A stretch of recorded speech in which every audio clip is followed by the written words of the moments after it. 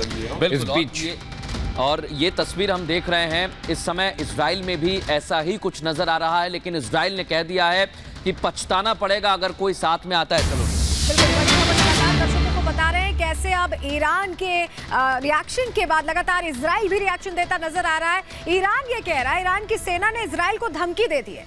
Israel को धमकी देकर साफ ही कहा है कि पछताएगा।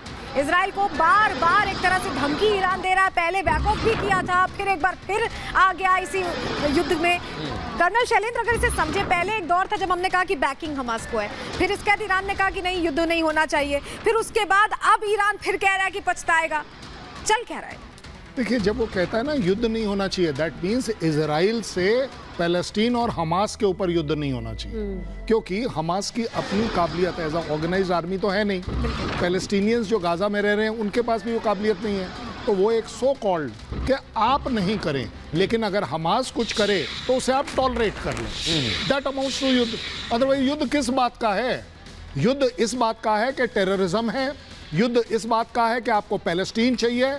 मैं कह रहा हूं आप इस ऑप्शन को उनसे पूछ लीजिए कि चलिए जी, इजराइल को हमने पूरा खाली कर दिया, अब आपको दे दिया, इजरायलीज को लेकर हम इंडिया आ गए 2 मिनट के लिए, आपको लग रहा है ये रुक जाएगा?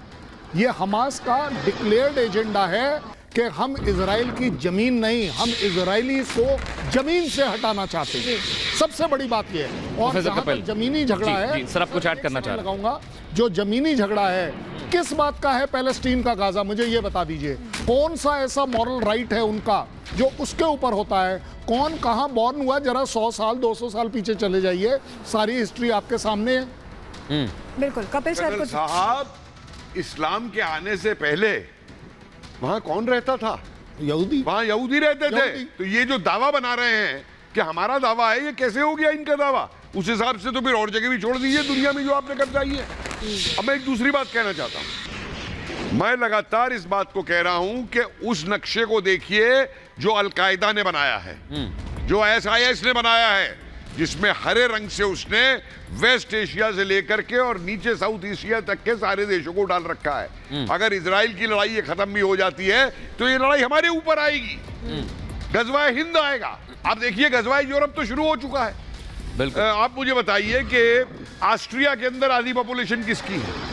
और देखिए, हंगरी, पोलैंड और रूस, और ये यूरोप के बेवकूफ देश नहीं है प्रोफेसर साहब, जिन देशों ने अपने यहाँ माइग्रेंट नहीं लिए। बिल्कुल। ये पहले वहां घुसते हैं शरणार्थी बन के, हाथ जोड़ते हैं और फिर वहां पे अकड़ के कहते हैं हमारा शरीयत लागू करो। क्या है भाई इनकी मानसिकता? ये इसलिए हमको और ज्यादा सचेत होने की जरूरत है इस मानसिकता को लेकर के। और भाई ले ले पाकिस्तान, तेरी तो टेररिस्ट बनाने की फैक्ट्री है, तू वहां से ले आ 3-4 लाख पैलेस्टीनियन और उनको टेररिस्ट बनाने के लिए ट्रेन करके फिर एक्सपोर्ट करता रहियो सारी दुनिया के अंदर। बिल्कुल। आज जैसे फ्रांस जागा है कि जो भी हमास के फेवर में बोलेगा उसको 5 साल की सजा होगी।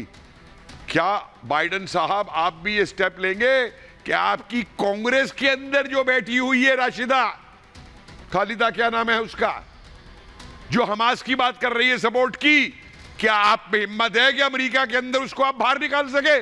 चीन होता तो निकाल देता। बिल्कुल सर, ये तमाम सवाल हैं जो यहाँ पर खड़े हैं, लेकिन